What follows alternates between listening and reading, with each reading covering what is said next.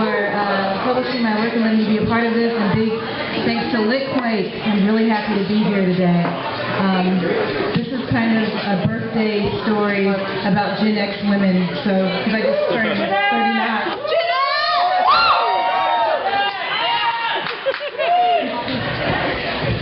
All right. How old?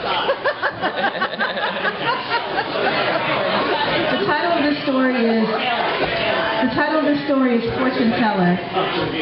Our Gen X protagonist, let's call her Kara. That's not a real name. All Gen X women are, of course, named Jennifer.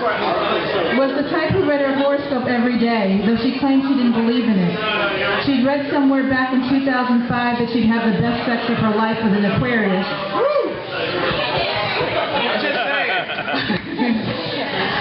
So she spent a decade looking for one, and instead had run only into Capricorns, Leos, and Scorpios. She taught high school biology and thought of herself as a practical person, a person who believed in science and logic. But every day before she left for work, determined to find creative ways to explain mitosis to 9th graders. She'd sip coffee and log on to Elle.com and read about her astrological sign. The sun and expressive Mercury align in your 11th house of groups. So you must release anything that doesn't serve you, the horoscope said.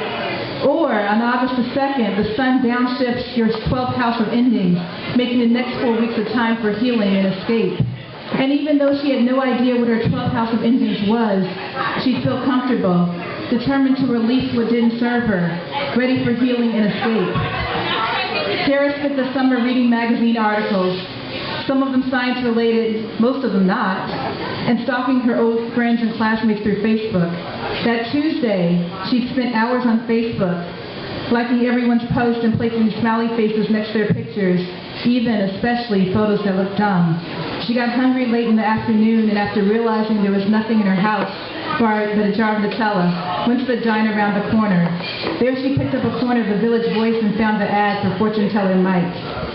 Skilled, psychic, and fortune teller available, horoscopes, tarot cards, and auras.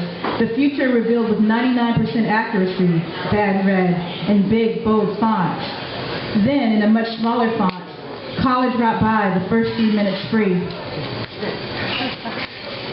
What's all this? The man in the diner had been reading over Kara's shoulder and noticed when she circled the ad. You're like my wife, she reads some things too.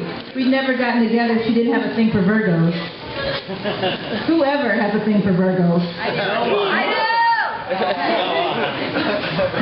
Kara was half kidding, half not. Virgos, she knew from experience, were anal. But she wished the man next to her wasn't married. He had a little belly and wide hands, characteristics she found attractive. She almost didn't mind his reading over her shoulder.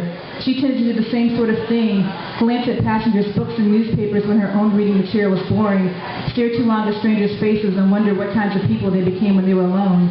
What's on your burger? It's mayonnaise? It's a Luna burger. It's got sauce made from Swiss cheese and avocado and who knows what else, but it's not mayonnaise. A glob of Luna burger sauce slid out of the man's burger, splashed onto the counter and Kara's paper. She thought about intimacy. She could smell the oniony scent of the man's breath and feel his worn jeans when his leg brushed against her. Though she'd only recently moved to the city, she felt she lived her entire life like this, in places where people always pushed up against each other and shared ideas and warmth. Sometimes it was nice, but a lot of times it wasn't, because you knew when the couple upstairs had a fight, or the guy next door was having a party, or the woman 2 doors down was cooking curried goat. You knew and experienced other people's lives, and that forced intimacy made people hate each other a little. You're gonna go? You're gonna see this guy? The man talked while he chewed, and bits of bloody hamburger mixed with his words. I don't waste time on nonsense. Try it. Figure out your destiny. Kara sipped her soup considering. Then, I'd like to understand my past, maybe more than my future, and have more control that way. That's why you go see that fortune teller. See how much control you really have over your life. Maybe your entire future is in someone else's hands. Maybe not. Me and my wife, we went to one. We'll have a baby next year. She'll have green eyes and grow up to be a surgeon. That's nice. Yeah, but my wife's brother will die in 6 months. My condolences. It's alright, I never liked the guy. But you go see that fortune teller. Knowing the future gives you more confidence. It makes you feel godlike. It made you feel godlike? Kara tossed a few dollars to the counter. The tomato soup hadn't been good and she was still hungry, but she wanted to go somewhere else, because the man had made her aware of how much of her life had passed through her fingers like warm sand. Yeah, I know. She'd spent the entire summer feeling like time was suspended. With social media, all of her school friends, all of her old lovers, her memories of them sank into cold, dark water, even as new images drifted past.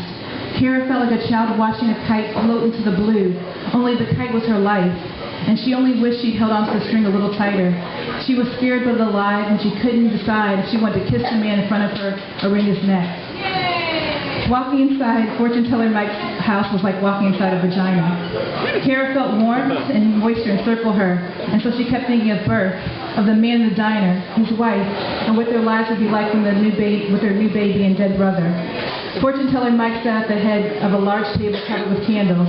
He wore an ankh around his neck and was eating a hot dog. First 3 minutes free, he said. For the first 3 minutes, I promised 99% accuracy. Fortune teller Mike chewed as he spoke, and although of a different build, reminded Kara of the man she'd seen in the diner just a couple of hours before. She felt more at ease with fortune teller Mike than she had with the man at the diner. So she took his left hand, the one that wasn't holding the hot dog, and squeezed it while he read her vibrations. Fortune teller Mike closed his eyes and chewed. He appeared to be concentrating deeply. For a few minutes, the only sounds were his tongue slapping against his teeth. When he opened his eyes, Kara stared at him. "You'll die one day," fortune teller Mike announced. "That's it? And 500 years from now, everyone you know will be dead. Anything else?"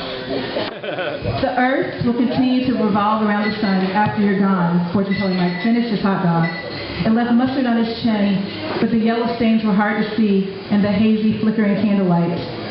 No fun in that, was there? You see how accuracy's overrated? Why not try for something less honest, but more fun? Thank you.